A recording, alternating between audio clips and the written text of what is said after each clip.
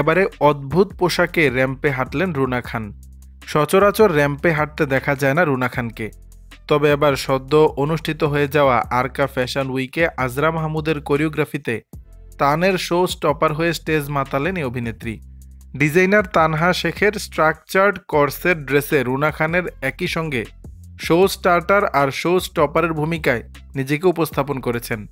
রুনা খানের এই লুকটি যেমন ছিল গ্রেসফুল তেমনি বোল্ড। অভিনয়ের বাইরে র্যাম্পে হাঁটতে ঠিক কতটা উপভোগ করেন এই প্রশ্নের উত্তরে রুনা জানান, আমি র্যাম্পে হাঁটা খুব উপভোগ করি, এমনকি র্যাম্পে অন্যদের হাঁটা দেখতেও ভীষণ পছন্দ করি।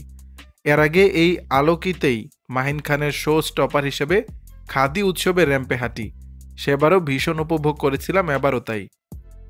এরপর তিনি আরও বলেন, তান একজন তরুণ ডিজাইনার, তার ডিজাইন আমি খুব পছন্দ করি।